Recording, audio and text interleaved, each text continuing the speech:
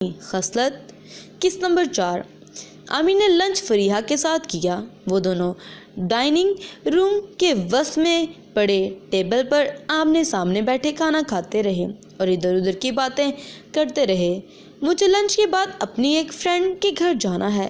फरीहा ने Chinese rice का एक चम्मच नफासत से मुँह में डालते हुए कहा।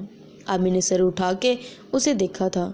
किस हिस्से में, उसने पूछा और पानी का गिलास उठाकर लबों से लगाया। उसकी शादी की बातें चल रही हैं आजकल, उसके लिए मैंने सोचा उससे मिल आऊँ। अच्छा, आमिर बोला। हाँ, मेरी कॉलेज की फ्रेंड है, पक्की वाली फ्रेंड। बहुत शरारतें करते थे हम साथ में। अच्छा वक्त गुजरा हमारा एक दूसरे के साथ, वो उसे बता रही थी। आमिर उसे देखकर रह गया। इस वक्त वो अपनी उम्र से काफ़ी कम लग रही थी। चेहरे पे अजीब सी मासूमियत थी और गुजरे हुए सालों के खुशगवार यादों के साए थे। अच्छा, चली जाओ तुम अपनी फ्रेंड के घर, तुम्हें इसकी इतनी याद आ रही है तो अगर बोलो तो मैं छोड़ आऊँगा। खुद हसन कराची में था, मगर पोर्च में उसके नए मॉडल की गाड़ी खड़ी थी। वो फरीहा को इस पर ड्रॉप कर सकता था। उसकी ऑफ़र पर फरीहा चंद लम्हे के लिए सोच में पड़ गई। नहीं, ये मुनासिब नहीं होगा। आप भी तो आए हैं, थके हैं और अब फिर मेरे साथ रवाना हो जाएंगे। मुझे कुछ नहीं हुआ, सिर्फ असलम रहमानी के घर तक गया था। मैं वो घर पे मौजूद नहीं था, मैं तो वापस आ गया। मेरी फिक्र ना करो, मैं तुम्हें छोड़ आऊँगा।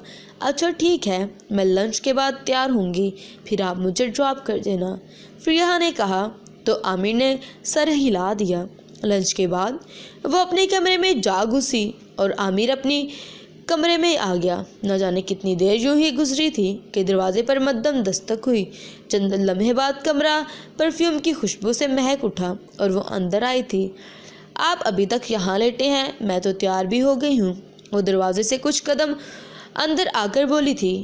उसकी आवाज़ पर आमिर ने आंखें खोली थी और लेटे लेटे उसे देखा था। वो रुखसत से तैयार हुई थी और हल्का सा मेकअप कर रखा था। मदम सी रंग की शर्ट घुटनों को छू रही थी और सफ़ेद रंग का चूड़ीदार पजामा उसकी लंबी सुडौल टांगों को सख्ती से जकड़े हुए था। हाफ स्लीव्स की शर्ट उसकी नाजुक दूधिया कलाइयों पे बेहद भली लग रही थी। इस लिबास ने उसके मुतवाज़न बदन को बहुत खूबी से समेट रखा था। वो उठ बैठा। यहाँ आकर वो अजीब सी कश्मकश का शिकार हो गया था।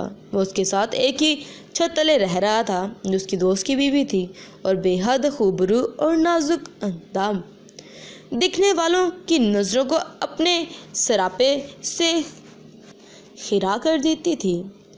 मर्द और ज़न के दरमियान पाए जाने वाली कुदरती कशिश उसे बुरी तरह मुतासिर कर रही थी। मुझे कौन सा मेकअप करना है, मैं तैयार हूँ जाने के लिए, बस 2 मिनट रुक जाओ, आमिर ने कहा।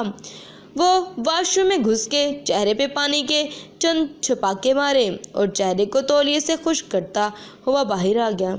शीशे के सामने खड़ा होकर उसने अपना मुआयना किया। वो हल्की नीली शर्ट और पैंट पहने हुए था, जिनके स्लीव्स उसने हस्बे आदत पीछे मोड़ रखे थे। इन दोनों का लिबास मैच हो रहा था, ये भी एक इत्तेफाक था। उसने शीशे में उभरते अपने अक्स को देखा और बालों पे हल्का सा हाथ फेर कर मुतमिन अंदाज में सर हिला दिया। फरीहा पास खड़ी उसे दिलचस्पी से देख रही थी। चलें, उसने फरीहा को देखते हुए कहा। मैं तो तैयार हूँ जी, चलें। वो बाहर की तरफ बढ़ी और घर के तमाम दरवाजे बंद करके वो बाहर आ गए। फरीहा ने हाथ में पकड़ी गाड़ी की चाबियाँ उसे थमाई, जिसे थामते वक्त उसकी उंगलियां उसके हाथों में मस हुई थी। दोनों की आंखें इस लम्हे चार हुई। उसने गाड़ी स्टार्ट की तो फरीहा पीछे बैठने की बजाय उसके पहलू में आ बैठी। सीट बेल्ट पहन लो, उसने फरीहा से कहा। नहीं, ऐसे ही ठीक है, वो बोली। तो आमिर चौंका। क्यों? मुझे सीट बेल्ट से उलझन होती है। अब ये क्या बात हुई?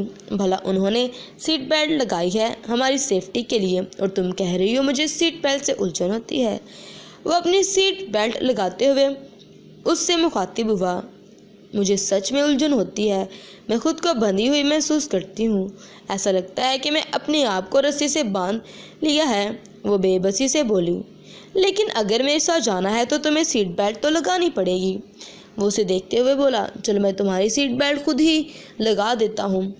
وہ ڈرائیونگ سیٹ پہ بیٹھے بیٹھے ذرا سا اس کے طرف کھسکا اور وہ ساکت بیٹھی رہی۔ امیر اس کے کندھے کے اوپر ہاتھ بڑھا کر سیٹ سے لگائی ہوئی بیلٹ تھامی اور اس کے سامنے اس کے طرف لے جا کر بکل میں ڈال کر کسنے لگا۔ ان لمحوں میں وہ اس کے بالکل قریب آ چکا تھا۔ فریحہ کے وجود سے نکلنے والی مہک اس کی سانسوں میں شامل ہو کر جسم تک رسائی حاصل کر رہی تھی۔ وہ ہلکا سا کسمسائی مگر ہونٹ بھینچے بیٹھے رہی۔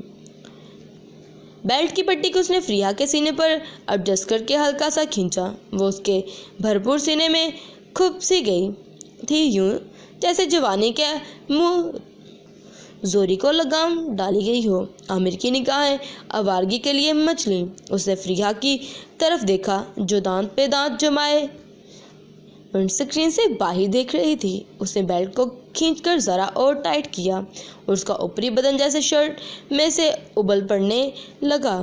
عامر کی نگاہیں وہاں گھڑنے لگیں، کن پٹیاں سنسنا اٹھیں۔ اتنا بھی نہ کھینچے، ایسے تو میری سانس رک جائے گی۔ وہ کراہی اور شکوہ کناں نظروں سے اسے دیکھا۔